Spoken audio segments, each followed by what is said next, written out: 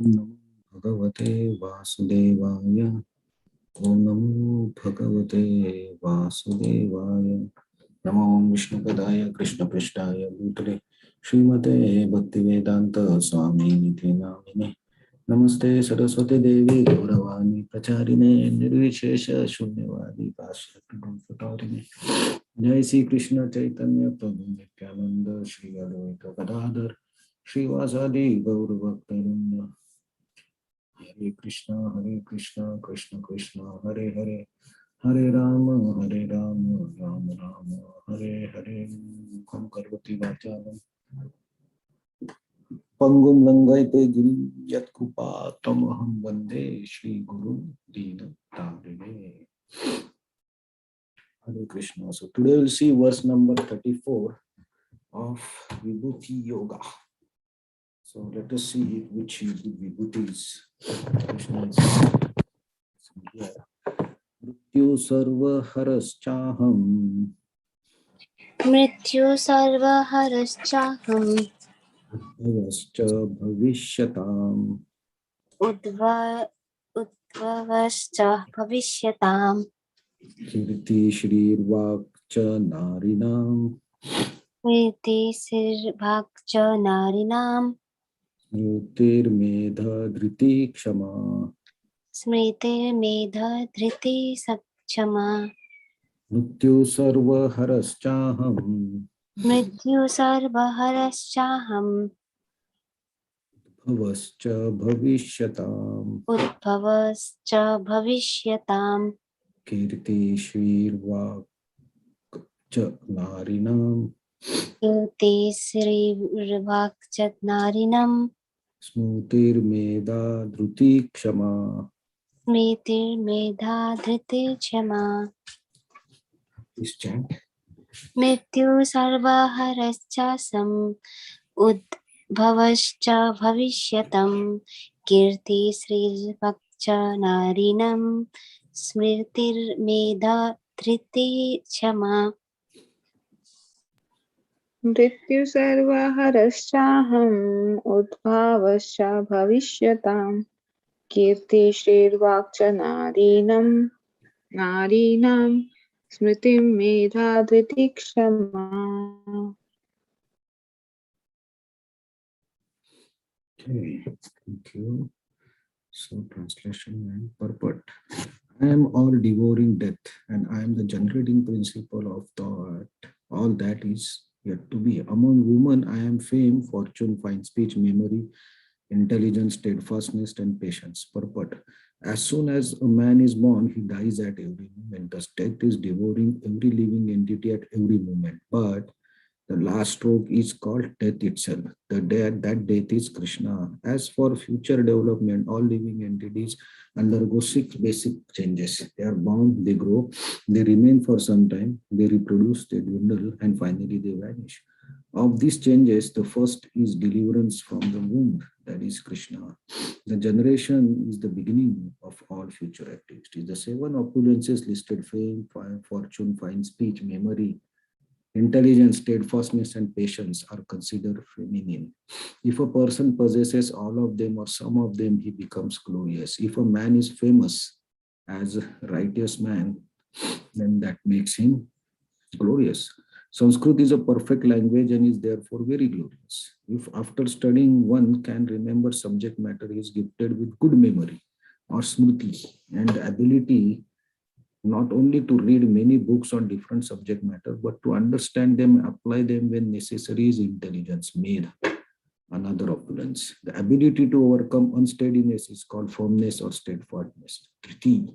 And when one is fully clarified, yet is humble and gentle, and when one is able to keep his balance both in sorrow and the ecstasy of joy, he has the opulence called patience.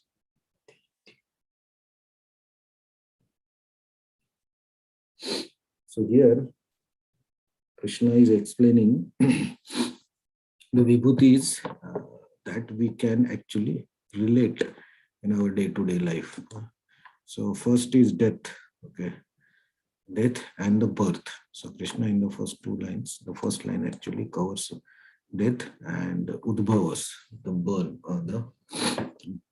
generation or the birth. So these two are actually the two instances which define the life beginning and the end of the life. And both the occasions are very difficult to understand or difficult to imagine. So if we say birth, right, birth of any living being, not only human, animals or anything, is also is a wonderful mystery. Right? So we see in Bhagavatam, in the sixth canto, when Chitraketu's pastimes are being explained, there it is mentioned that even if the man and woman unite, a child will be born or a living being will be take birth or not is decided by the supreme will. So it's not that only the ability of man or woman to decide. Even if they both are okay, fertile or whatever required is there, but if the supreme will is not there, then the birth of that living being cannot take place. So that opulence of giving birth or giving uh, permission or opulent, that is itself is a opulent thing, and that is Krishna. Krishna says that I am that. So whatever generation is, that is I am giving that, and that is opulence of Krishna. And also once we take birth, that every moment actually we are dying. We think that we are growing. We think that are the different phases of life: grow, and marry, then young age, then for some time we remain, then we start going down, getting old. So that is a physical change of the body. But at every moment, actually, we are dying or we are going towards the death. And every time, every second or every change, something is taken away from us. So this we understand as we pass through our lifespan. Okay. So if you are now 30 years age, then you can remember what happened when you were 15, what happened when you were at 20, how the body is changing, how the body's capacity, mind's capacity, intelligence capacity, everything is changing. And then you will understand that as the age goes after 30 or 40, then you can understand the body is deteriorating slowly. And we can actually experience that. We can actually see that also. Yesterday we were discussing the famous personalities. After 20 years of their peak time, nobody remembers them. They also lose their strength, their power, their opulence. They lose it. So what is that? That is actually everything has been taken away. But the most astonishing thing is the death, right? At which, at that point, everything is taken away from us.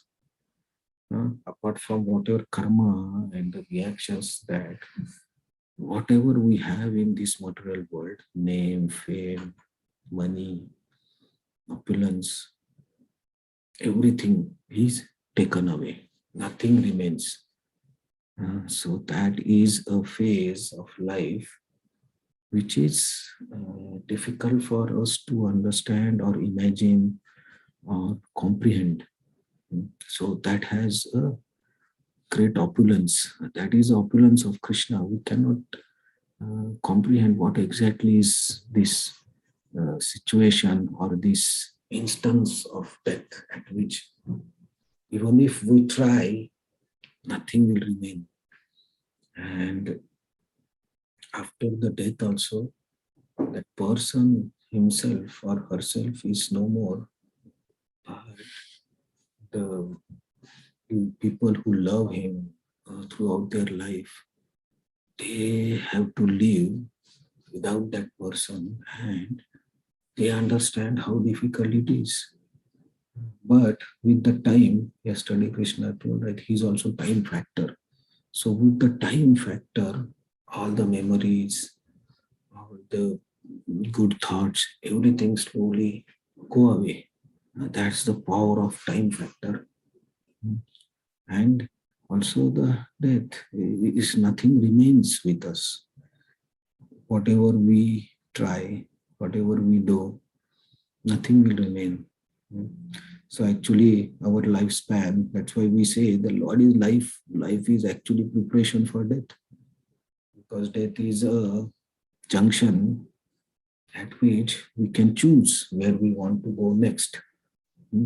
So that is why death is also an opportunity at which, if we have done in throughout our life good karma, good bhakti, trying to surrender unto Krishna, serving the Vaishnavas, if we have done these things, then there is possibility that at the time of death we can choose very good destination. If we have not attained the perfection, at least we can choose to go to a next phase of life where we can carry on our bhakti. Or if we think of something for sense gratification or some pride things, then we will, the downfall is there. So we will take birth in a place where we have to suffer more. So that way, death one way takes away everything from us, but it's also an opportunity for better destination if we spend our life wisely. So both these activities, the birth and death, are opulence of Krishna. So we can relate them. Then the next line, actually, these are the qualities of a person, or these are the qualities that make person stand by from the normal people. So if we see all these qualities, fortune, fine speech, memory, intelligence, steadfastness, patience, any person who has one of these qualities becomes a famous person in this world. If somebody has fortune and he has a lot of money, he is very rich, he becomes famous. If somebody can speak very nicely, he becomes a famous speaker. Person who has memory, he becomes a famous. Intelligence, they become scientists. Steadfastness, who is always steady, those people become big yogis or big politicians or big leaders of the society. Person who has patience to tolerate so many things, he can become very good bhakta. So we see all these qualities are make person stand out from the general mass of people. So these are the qualities which make the person unique. So this is one of the explanation of these qualities, and another explanation is these are feminine qualities. So some are masculine qualities, some are feminine. So these are feminine qualities. So any woman having all these qualities becomes a perfect woman. And masculine qualities are there, like shaurya, virya, fighting, leadership. These are masculine qualities. These are feminine qualities. But there are different explanations about these qualities and how they help. So Srila Prabhupada gives an example. These are considered feminine. And any one of these quality will make you glorious, make you famous. So, but all these qualities, if anyone has these qualities and that makes that person glorious, that is vibhuti of Krishna. So if somebody is very intelligent, that is also given by Krishna. Somebody has a power to speech, memorize, patient, all this is given by Krishna. So if I think that, okay, I have certain qualities and that is my qualities, that itself is an illusion, because these qualities are coming from Krishna. Somebody has given you and you are born with those qualities. So that is also a gift of Krishna, who arranges for that type of birth based on our karma. So there, when we see around us different people, different situations, then actually if we are in proper consciousness and intelligence, we should be able to relate everything to Krishna. How Krishna is maintaining, how Krishna is Yogakshema Bhaviyam, how he is maintaining everything for everyone. So this is how in our day-to-day life we try to connect with Krishna. So Krishna will give some more vibhutis of his, which we'll see in the verses from tomorrow. Hare Krishna. Thank you very much. So any comments? Hare Krishna. Hare Krishna. I want to ask something from Purport about steadiness. How to remove the unsteadiness and how to actually win the unsteadiness. So actually unsteadiness comes from ignorance of our real identity. So when we identify ourselves too much with this body or our mind also, then actually it becomes difficult because mind itself is flickering. If we run behind mind, then it becomes difficult for us to be steady. So one of the things is that Krishna says is focus on, try to connect with him, so that our center of focus or our center of life or goal of life, it is Krishna or devotees of Krishna, then there is very less chance of falling into the bodily conception of this body or mind, or that actually takes us away the steadiness. So Krishna tells in second canto, right? Sthita pragya, in the definition of Sthita pragya, he tells that a person who is equal in both happiness, distress, and fame, infame, everything, he is said to be sage with steady mind, because he don't run behind the mind or dualities created by the mind.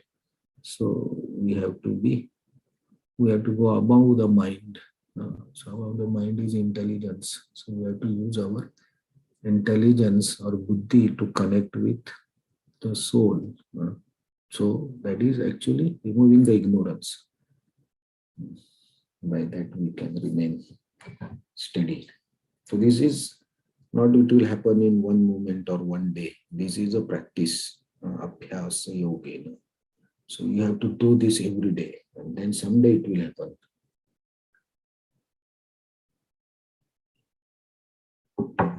Okay. Hare Krishna. Hare Krishna. Prabhuji, in this, the feminine qualities is mentioned. So the feminine qualities is present in every living being, like any one or all of them, anything. Is it necessary? Yeah. See, actually, we have these qualities. Okay. Everybody is somewhere or other has these qualities. The quantity may be different. Someone may be more famous, someone may be less famous. Someone's memory is good, someone's memory is little bit less. It's not that it's bad, but it's less as compared to a person who has good memory. But that individual has that level of memory or intelligence. So if we see all these qualities, they are present in all of us if we use them properly. But if even if we have all of them, any one of them may be more prominent in someone. And so that's why Srila Prabhupada says, if someone has one of them, he becomes famous. So any one of that quality, which is more than the normal people, makes that person glorious, actually.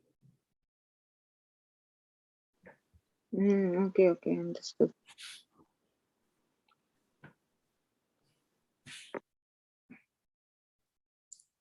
In this, it's mentioned about the birth and death. So while in birth also Krishna is there, and while death also Krishna is, like it's the opulence of Krishna.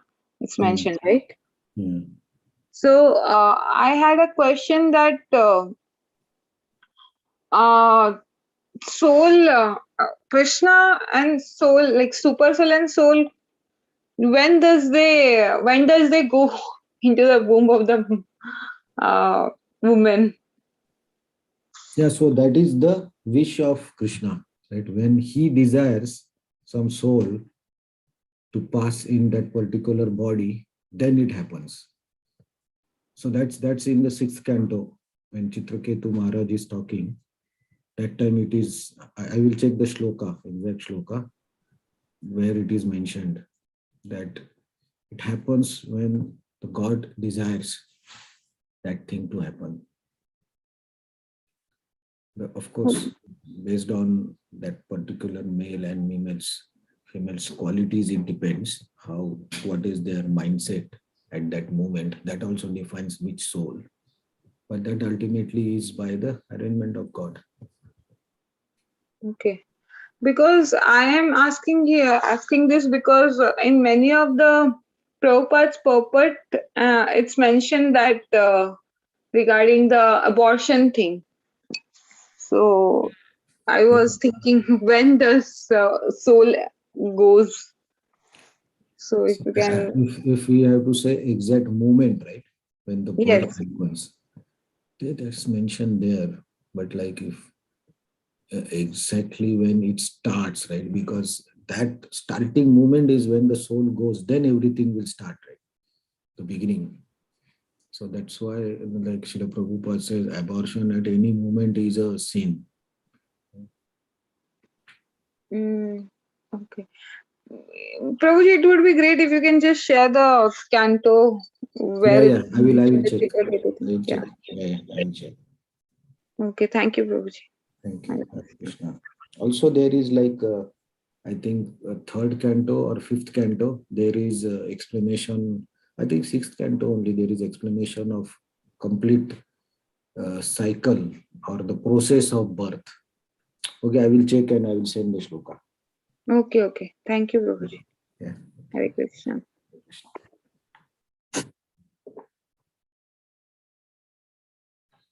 Okay, Hare Krishna. Thank you very much. So we'll see you tomorrow.